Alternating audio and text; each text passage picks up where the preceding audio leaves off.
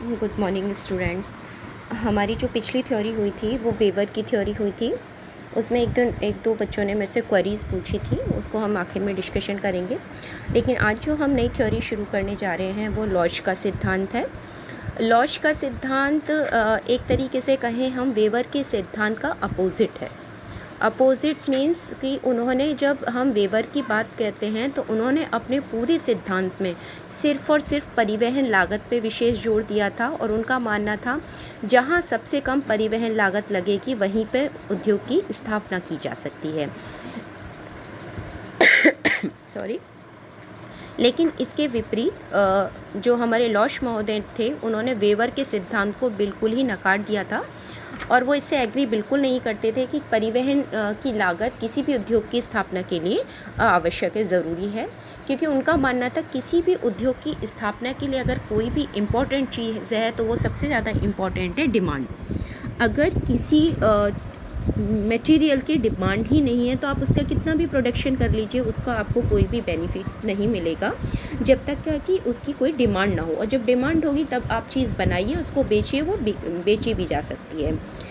Input output बहुत ज़रूरी है, और इनपुट आउटपुट के लिए आपके लिए डिमांड और सप्लाई तभी होगी जब डिमांड होगी। जब किसी चीज़ की डिमांड ही नहीं होगी तो उस चीज़ की सप्लाई भी नहीं होगी, और सप्लाई नहीं होगी तो प्रोडक्शन नहीं हो सकता है। इसी को ध्यान में रखते हुए लॉश ने अपनी थ्योरी दी थी। इसको लॉश की थ्योरी भी कहते हैं, और इसको बाज़ार क्षेत्र विचारधारा या मार्केट एरिया स्कूल के हम लेते हैं, इसमें शामिल करते हैं। तो हम आज जो पूरी थ्योरी पढ़ेंगे वो वेवर के अपोजिट, जिन्होंने पूरी तरह हमने ट्रांसपोर्ट पे डिपेंड किया था, ट्रांसपोर्ट कॉस्ट पे डिपेंड किया था, उसके अपोजिट हम जो भी करेंगे मार्केट वैल्यू और डिमांड और सप्लाई पे डिपेंड होगा इनकी थ्योरी। तो इनकी थ्योरी अब जो आज विशेष रूप से पढ़नी इम्पॉर्टेंट है, इसीलिए मैं थ्योरी पहले करा रही हूँ, क्योंकि देखिए थ्योरी बहुत इंपॉर्टेंट होती है इकोनॉमिक के अकॉर्डिंग, तो क्यों ना 1 से 2 क्वेश्चन इसमें से आते हैं। लॉज का जो थ्योरी है ये 1940 में अपनी जर्मन लैंग्वेज में आई थी, डाय रमेन केलेन और नंग डेविसिस के नाम से। 1954 में इसका इंग्लिश में ट्रांसलेशन हो गया था, the economics of location. Particular हमें जो नाम याद रहता है द इकोनॉमिक्स ऑफ लोकेशन के नाम से ही याद रहता है, तो आप इसी पे ध्यान देंगे। और इसका जो थ्योरी आई थी इंडस्ट्री को लेके, स्थानीयकरण के न्यूनतम लागत सिद्धांत, इट मीन्स वेवर की जो थ्योरी थी उसके अपोजिट आई थी। और इन्होंने कहा था किसी भी उद्योग की स्थापना वहाँ होगी जहाँ कुल लागत या कुल आय का अंतर अधिकतम हो। आपने लागत बहुत लगा दी, पैसा बहुत लगा दिया किसी प्रोडक्शन में, लेकिन उससे उतना क्या होगा, आय नहीं हो पाए। तो जब ऐसा होगा तो हमें क्या होगा, लॉस होगा। तो ऐसी स्थिति में, ऐसी कंडीशन में हम कोई भी चीज़ का प्रोडक्शन नहीं करेंगे, तो बहुत ज़्यादा ना लाभ हो ना हानि हो। उस कंडीशन में ये मार्केट वैल्यू या मार्केट कहाँ डेवलप होगा, इसके बारे में लॉश महोदय ने बात की थी। इनका जो पूरी थ्योरी है वो डिपेंड करती है द डिमांड कौन पे, मांग शंकु। मैंने आपसे कहा किसी भी चीज़ का आप खुद ही देख लीजिए। हम किसी बाज़ार में जाते हैं, हमें आप आजकल देख लिए लॉकडाउन लगा हुआ है, ग्रॉसरी की चीज़ें इस समय सबसे ज़्यादा बेची जा रही हैं। थोड़ा कुछ आप देख लीजिए, शादी वगैरह है, सबसे ज़्यादा रश आपको ग्रॉसरी की शॉप पे मिलेगा। तो इसका मतलब सबसे ज़्यादा सप्लाई किसकी होगी, ग्रॉसरी के सामान की। आप वहीं देखिए, अगर आप वहाँ पे कहीं और आप देखने जाएंगे, वहीं आप ये इसके अलावा आप देखेंगे कि आप कपड़े की दुकान है या आपकी गोल्ड की शॉप है, वहाँ इतनी भीड़ नहीं होगी क्योंकि वहाँ डिमांड नहीं है। तो बेसिकली पूरा मार्केट जो डिपेंड करता है वो कंज्यूमर की डिमांड पे डिपेंड करता है। आप कितनी डिमांड करेंगे उसी के अकॉर्डिंग उस प्रोडक्ट की क्या होगी, सप्लाई होगी, और इसी के अकॉर्डिंग उसकी क्या वैल्यू डिपेंड करती है कि आपकी रेट्स क्या होंगी। तो जर्मन इकोनॉमिक्स थे, इनका पूरा नाम था ऑगस्ट लॉज, और इन्होंने मांग को उद्योगों के स्थानीयकरण का प्रमुख कारक बताया था। लॉज ने किसी भी वस्तु की जो मांग है वो बाजार क्षेत्र के मांग शंकु से समझाया। इसके लिए जैसे वेवर ने अपनी कुछ सिद्धांत मान्यताएं दी थी, उसी तरह इन्होंने भी कुछ मान्यताएं दी थी कि इनका जो थ्योरी है वही लागू होगी जहां ऐसी कंडीशंस आपको देखने के मिले। फर्स्ट ऑफ ऑल पॉपुलेशन का क्या हो गया, इक्वल डिस्ट्रीब्यूशन होना चाहिए, जनसंख्या का समान वितरण होना चाहिए, इक्वल ट्रांसपोर्ट आपकी फैसिलिटीज़ होनी चाहिए। First of all equal population distribution होना चाहिए। सेकेंडरी आपका इक्वल ट्रांसपोर्ट, जो आपका फैसिलिटीज़ हैं वो प्रॉपर मिले, लेकिन इक्वल होनी, ये नहीं कहीं ज़्यादा कहीं कम है।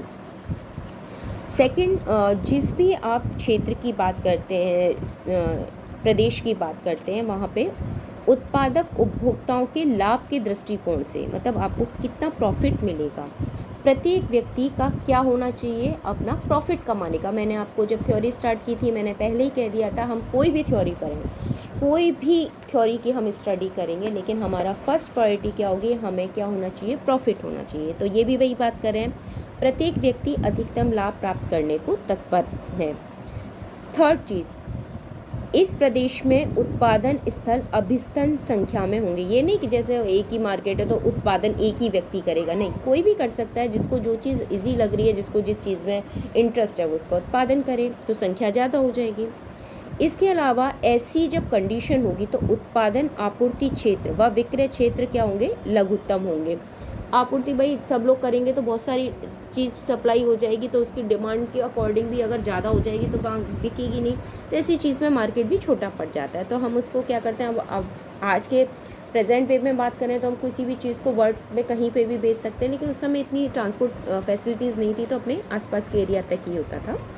फिफ्थ पॉइंट उन्होंने कहा था, किसी भी एक उत्पादन को असामान्य लाभ प्राप्त करने की संभावना ना रहे। असामान्य लाभ कब मिलेगा, मान लीजिए मार्केट में साबुन सब जगह मिल रहा है, खाने का सामान सब जगह मिल रहा है, लेकिन उस खाने के सामान में भी कोई विशेष चीज़ की हम बात करें कि मान लीजिए मार्केट से चीनी ख़त्म हो जाए या चीनी नहीं मिले, लेकिन पर्टिकुलर एक शॉप पे ही चीनी हो, तो उसको पता है पूरे मार्केट में चीनी नहीं है, अब वो चाहे कितनी भी रेट में बेच सकता है ना, तो एक तरीके से क्या होगा, वो मार्केट को होल्ड कर लेगा, बहुत ज़्यादा लाभ कमा लेगा। जो चीनी आज 40 रुपये किलो हो सकता है वो 60 और 70 की रेट पे बेच दे, तो उसमें भी उसे लाभ हो जाएगा। लेकिन ऐसी कंडीशन ये कह रहे हैं नहीं होनी चाहिए क्योंकि उस चीज़ का प्रोडक्शन या सप्लाई जो भी है वो एक व्यक्ति के हाथ में ना होकर, क्या होगा, एक को दिख रहा है ये बहुत पैसा कमा रहा है, तो वो भी कहीं ना कहीं से व्यवस्था करके चीनी की व्यवस्था कर लाएगा, वो भी बेटे, तो दोनों के बीच कंपटीशन होगा, दो का लाभ देखेंगे तो तीसरा भी, तो एक के बाद दो, दो के बाद जब 4 और 6 जुड़ते जाते हैं तो उनमें कॉम्पिटिशन हो जाता है। देखिए आजकल मार्केट में आपको मोबाइल शॉप बहुत देखने को मिलेंगी, अगल बगल में एक से एक।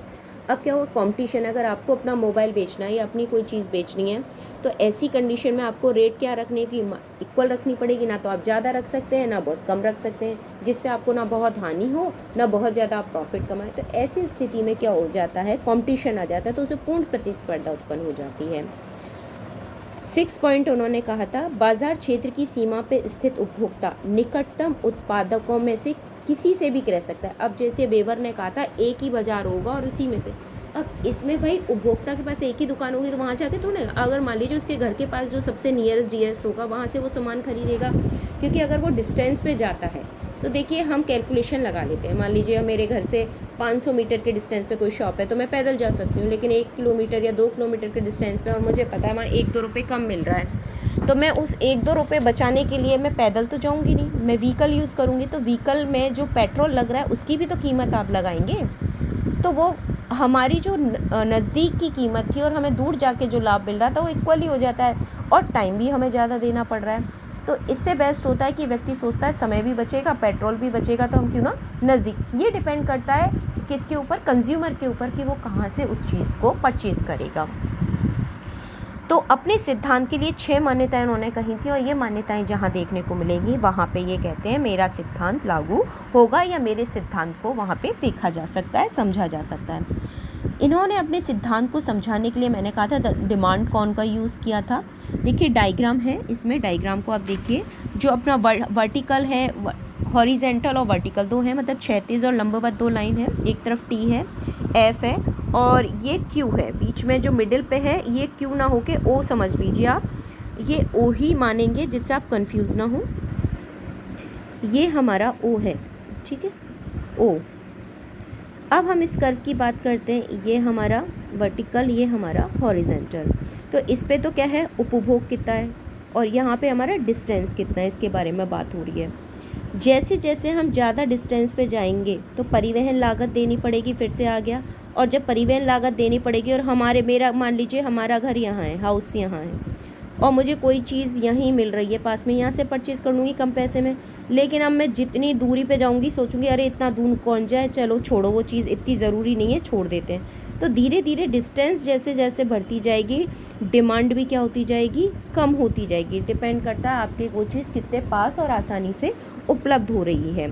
इसको समझाने के लिए उन्होंने इस डायग्राम का यूज़ किया था। इसमें आप कुछ पॉइंट है, ये आपको ध्यान रखना है, ये हमारा क्या है, ओ पॉइंट है।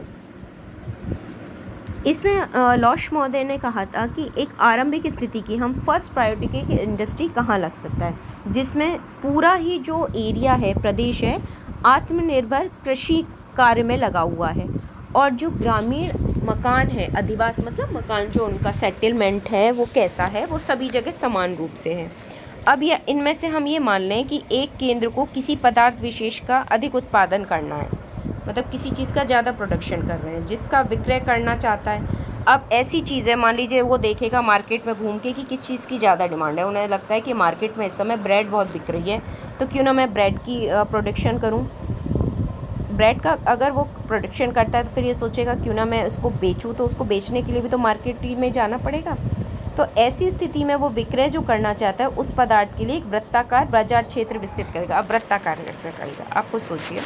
ये हमारा एक पॉइंट है, ये ओ है, T Q S R P. First हम प्रायोरिटी की बात करते हैं। मैंने आपको कहा अगर कोई चीज़ नज़दीक है तो हम जल्दी जल्दी जाके ख़रीद लाएंगे, डिमांड भी बनी रहेगी। लेकिन कोई चीज़ जितनी डिस्टेंस पे चली जाएगी, मेरी पहुंच से दूर चली जाएगी, तो मैं क्या उसकी इतना परिवहन लागत लगा के उसको ख़रीदने जाऊंगी?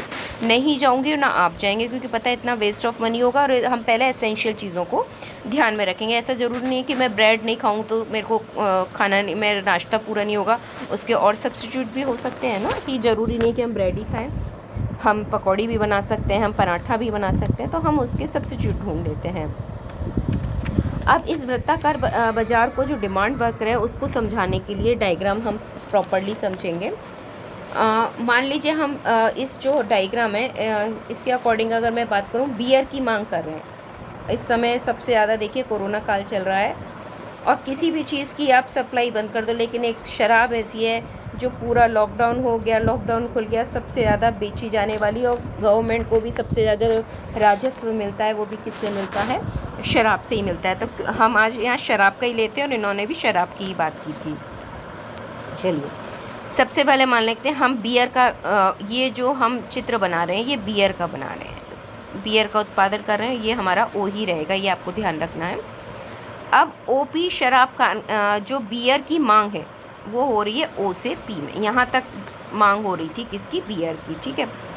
अब पी से अगर आप आर तक जाओ, ठीक है, यहाँ तक आपको उपभोक्ता को जाना पड़े, तो जितनी संख्या में पी तक पहुँच सकते हैं उतनी संख्या में आर तक उपभोक्ता नहीं पहुँच पाएंगे।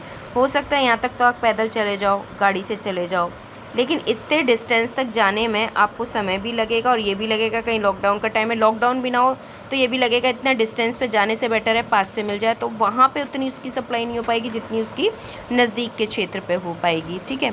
अब उससे भी आगे आप सोचो कि आर से भी हम आगे एफ़ पे चले जाएँ तो डिस्टेंस बढ़ गया। यहाँ देखिए डिमांड ज़्यादा थी, अब डिमांड क्या हो गई, सुकड़ गया, ये लाइन ज़्यादा है तो डिमांड ज़्यादा है, ये कम हो गई, और डिस्टेंस पे चले गए तो डिमांड ना के बराबर ही रहेगी। तो ऐसी स्थिति में जैसे जैसे हम पी से आर और आर से एफ़ पे जाते हैं तो परिवहन लागत बढ़ती जाती है, ये दूरी बढ़ती जाएगी तो लागत भी बढ़ेगी ना, परिवहन की लागत बढ़ेगी। तो एक बिंदु ऐसा आएगा जिसे हम कहेंगे एफ बिंदु। एफ पे परिवहन लागत इतनी अधिक हो जाती है कि हमें बियर ज़्यादा महंगी पड़ जाएगी, तो इस जगह कोई डिमांड रह ही नहीं जाएगी। तो जब डिमांड ही नहीं रहेगी तो उस जगह सामान लेके बेचना तो कोई बेकार की बात है, कोई चीज़ ही नहीं बिकेगी। तो ऐसी स्थिति में क्या होगा, जो एफ़ और टी का मांग वक्र है, अब एफ़ से टी, ये एफ़ है, ये पहले टी यहाँ था, एफ़ से टी का जो मांग वक्र है वो बी का बाजार क्षेत्र जो है, अब वो बाजार क्षेत्र कैसे बनेगा, अब इसको बाजार क्षेत्र अगर हमें करना है पी एफ क्यू पे, अब पी हमारा पी एफ क्यू, यहीं तक तो चल रही है हमारी सारी बात। अब मैं इसको सर्कुलेट कर दूँ ऐसे, तो ये जो चारों तरफ इसने वक्र बनाया कि इसकी कहाँ तक ये पहुँच है और कहाँ तक उपभोक्ता अपना सामान लेने के लिए आ सकता है या जा सकता है, ये कंडीशन इसमें दिखाई गई है। तो PEFQ को चारों ओर घुमाने पे जो क्षेत्र बनेगा वो उसका क्या होगा, बिक्री क्षेत्र होगा। ये आपको विशेष रूप से ध्यान रखना है, ठीक है। तो ये हमने बियर का, ये शराब का उदाहरण ले लिया है, जिससे हम आसानी से समझ भी सकते हैं। लेटेस्ट आपका इस समय थीम चल रहा है। अब ये जो डायग्राम हमने समझा, अब इसमें बाजार क्षेत्र का आकार कैसे बनेगा। अभी हमने बात की थी, मैंने चारों ओर सर्कुलेट किया था।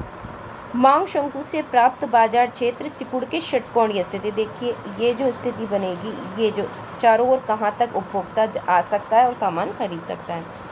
तो ऐसी स्थिति में अगर देखा जाए तो षटकोणीय बाजार प्रतिरूप का आदर्श बाजार क्षेत्र बन जाएगा। और क्योंकि इसका सबसे ज़्यादा अगर लाभ किसी को मिलता है तो वो उपभोक्ता उठाते हैं, जहाँ पर परिवहन लागत कम आती है। षटकोणीय का मतलब जिसके 2, 3, 4, 5, 6।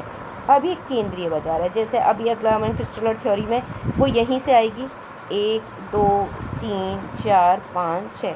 तो 6 तो छोटे बाजार हो गए, एक केंद्रीय बाजार, लेकिन सब आएंगे तो इसी पे बड़ा सामान खरीदने और बेचने के लिए। तो ऐसी स्थिति में उपभोक्ता को देखो, चाहे वो यहाँ से खरीदे, चाहे वो यहाँ से खरीदे, चाहे वो, उसके ऊपर ऑप्शन हो गए। तो जहाँ उसे लाभ मिलेगा वो, और जो उसके नज़दीक होगा वहाँ से वो परचेजिंग करेगा। इनका जो सिद्धांत कहीं ना कहीं रिलेट करता है, वो करता है हमारे किससे, षटकोणीय बाजार क्षेत्र का जो जाल है, a network of exozonal market area, जनसंख्या के समान। इन्होंने अपनी मान्यता में पहले ही बात कह दी थी, पॉपुलेशन इक्वल डिस्ट्रीब्यूशन हो उसका। प्रत्येक उपभोक्ता अपना एक विशेष आकार विस्तार का षटकोण बनाता है और उसमें दूरी का विभाजन भी षटकोण के समान आकार वाले मधुकोश छत्ते के अनुसार करता है। मान लीजिए हम गोल गोल बनाते हैं, ये बने हुए हैं, ठीक है। अब आप इसमें गौर से देखिए, इस सर्किल के किनारे पे ये वाले क्षेत्र छूट गए, ये जो डार्क हो रहे हैं ये क्षेत्र छूट गए, तो इनको तो कोई लाभ ही नहीं मिलेगा, ना इन्हें परिवहन का मिल रहा है, ना इन्हें मार्केट का मिल रहा है, और ये इतने डेवलप भी नहीं हो पाएंगे।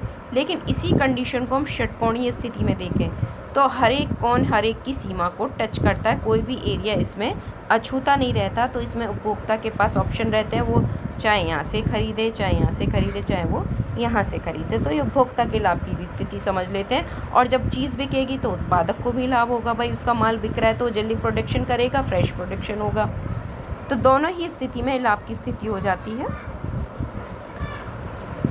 बेकरी उत्पादन एवं रासायनिक गैस निर्माण को ये प्रदर्शन, मान लीजिए मदिरा मतलब अपना वो बियर की बात हो जाती है, मदिरा है, बेकरी का है, या रसायन गैस का है। इनको किसी मेज पे छतरी के समान में तीनों चीज़ प्रोडक्शन कर रहे हैं। छतरी के समान ये फैला दो या ऐसे फैला दो खोल के।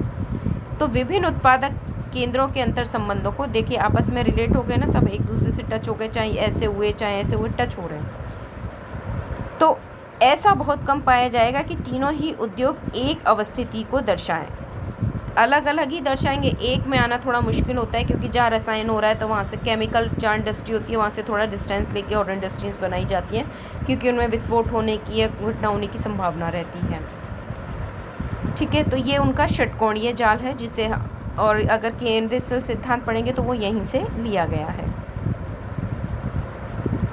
लॉश ने इसी सिद्धांत को आगे जो समझाया है, उन्होंने कहा था कि अगर जाल को व्यवस्थित करते कम से कम एक सार्वजनिक केंद्र प्राप्त करना है, एक जगह तो सार्वजनिक जहाँ सबको सुविधाएं मिले, जो स्थानीय मांग के आधार पर मुख्य नगर बन सके। भाई मैंने अभी आपको षटकोणीय स्थिति बताई थी, ठीक है। अगर ये कंडीशन भी है तो ये केंद्रीय बाजार हो गया, मुख्य बाजार। और ये छोटे छोटे होते हैं ना, गली मोहल्लों में खुल जाते हैं, लेकिन फिर भी थोक व्यापार चीज़ के लिए हमें मेन मार्केट जाना पड़ेगा, तो वही कंडीशन की ये बात चर्चा कर रहे हैं। ये जाल मुख्य नगरों के चारों ओर खंड सेक्टर के प्रतिरोध में 6 अत्यधिक उत्पादन केंद्रों वाले 6 कम उत्पादक वाले क्षेत्रों को प्रदर्शित करेंगे। फिर से अधिक वाला बीच में और कम वाले 6 पॉइंट अगल बगल में, तो सब रिलेट हो जाएंगे एक दूसरे से। इन 6 खंडों में समूहन होने के कारण जनसंख्या में वृद्धि, परिवहन लागत में कमी तथा मांग में वृद्धि होगी, जिसके कारण स्थानीय कारखानों में विभिन्न चीज़ों की खरीदारी बढ़ जाएगी। देखिए जब आपस में रिलेट ही हो जाएंगे, ये 6 खंड है आपस में रिलेट हो गए, तो रिलेट होने से सब एक दूसरे को देखो, अगर यहाँ तक सड़क बनी हुई है तो ये यहाँ तक सड़क भी जुड़ जाएगी तो और लंबी हो गई यहाँ से। तो परिवहन जब आपस में ही कनेक्ट हो जाएगा, और आजकल का तो नियम है जितना ज़्यादा डिस्टेंस होता है उतनी ही ज़्यादा परिवहन लागत नहीं लगती है, बल्कि कम लगती है, क्योंकि हम अपना टाइम दे रहे हैं, और आज के समय में सबसे इम्पोर्टेंट क्या है, टाइम। लॉश ने अपने बाजार क्षेत्र विश्लेषण को जो डायग्राम दिया है इसमें समझ में आ गया कि केंद्र में बीच रहेगा, छोटे छोटे अगल बगल में रहेंगे।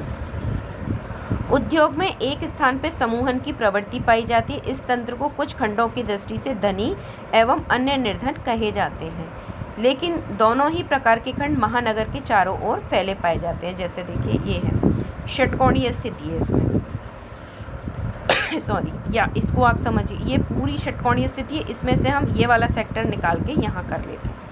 मुख्य केंद्र तो ये रहा, और छोटे छोटे केंद्र क्या हैं। अब उन छोटे केंद्रों के आसपास भी देखिए, आजकल गली मोहल्लों में दुकानें हैं, लेकिन एक बड़ी दुकान होगी जिसके एक चौराहा होता है, चौराहे पे सारा मार्केट डेवलप हो जाता है, उसी तरीके से हो गया, और मुख्य बाज़ार हो जाएगा। तो ऐसी स्थिति में क्या हो गया, मुख्य और संबंधित बाज़ार एक दूसरे पे डिपेंड करते हैं, और उसी को इन्होंने खोल कर समझाया गया। तो ये मुख्य में छोटे छोटे मार्केट जहाँ पे उपभोक्ता की मर्जी है, वो चाहे यहाँ से खरीदे, चाहे वो यहाँ से खरीदे, चाहे वो मध्य में से खरीदे, ये डिपेंड करता है उपभोक्ता की मर्जी पे कि कहाँ उसे कौन सी चीज़ खरीदनी है। अब हो सकता है किसी चीज़ के खरीदने के लिए उसको कीमत आकर्षित करे, या उसको उसकी पैकिंग आकर्षित, आजकल तो वो वाली स्थिति हो गई ना, मार्केटिंग, जो दिखता है वही बिकता है। तो आजकल मार्केटिंग इतनी हो गई है, जिस चीज़ का ज़्यादा ऐड आता है हम खुद ब खुद उसकी तरफ थोड़ा सा क्या हो जाते हैं, बहुत उसे पसंद करने लगते हैं, और उस चीज़ को हम खरीद ही लाते हैं, ना करते करते भी नहीं, इसका ऐड बहुत अच्छा रहा है, ये अच्छी क्वालिटी है। जबकि वास्तविकता ये होती है कि जो ऐड जिस चीज़ का ज़्यादा आ रहा है उसकी रेट, आप अगर 5 रुपये की चीज़ है वो आपको 35 या 50 में मिलेगी। क्यों? क्योंकि जो ऐड करने व्यक्ति आ रहा है, इतना बड़े हीरो हीरोइन या किसी को भी वो लॉन्च कर रहा है, तो वो उसको पैसे दे रहा है, तो वो पैसे अपनी जेब से थोड़ी ना भरेगा, वो पैसे हम अपनी जेब से भरते हैं। इसी वजह से 5 रुपये की चीज़ 50 रुपये तक में खरीदनी पड़ती है। तो लॉश का सिद्धांत पूरी तरह किस पे है, डिमांड और सप्लाई पे डिपेंड करता है, लेकिन उसके लिए भी षटकोणीय स्थिति को विशेष महत्व देते हैं।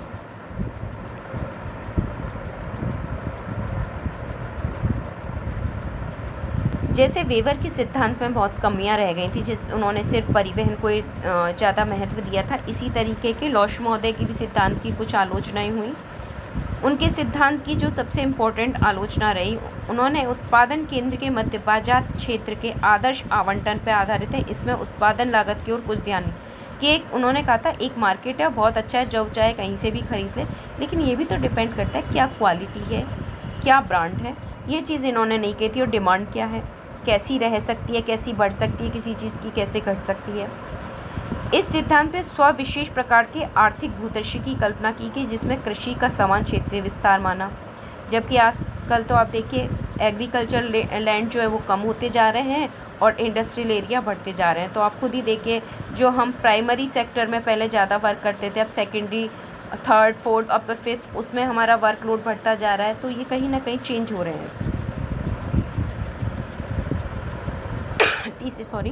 तीसरी चीज़, किसी भी वस्तु के उत्पादन की जो खपत है उसके उपयुक्त बाज़ नगरों के भीतर आकार में ग्रामीण क्षेत्रों की अपेक्षा छोटा होता है। सही बात है, आजकल तो छोटे छोटे मार्केट बहुत बन गए हैं। इस सिद्धांत से वास्तविक औद्योगिक उत्पादन के स्थानीयकरण की व्यवस्था में विशेष सहायता नहीं मिलती। अगर हम कहें परिवहन लागत को नकार दें तो ये भी सही नहीं है, पूरी तरह डिमांड पर डिपेंड हो जाए वो भी सही नहीं है, क्योंकि मार्केट के लिए सिर्फ एक चीज़ इम्पॉर्टेंट नहीं होती। किसी भी मार्केट के डेवलपमेंट, उसको इंडस्ट्री के लगाने के लिए बहुत सारी चीज़ कंडीशन होती है, जिनको ये सिर्फ वेवर ने भी सिर्फ ट्रांसपोर्ट पे ध्यान दिया, इन्होंने डिमांड पे दिया, जबकि ये सारी दोनों ही चीज़ें बहुत इंपॉर्टेंट हैं। इसी वजह से इनके सिद्धांत की आलोचना हुई थी। आज हमारी लॉश की थ्योरी कंप्लीट हो गई है। नेक्स्ट थ्योरी हम अगले वीडियो में पढ़ेंगे। आज के लिए बस इतना ही।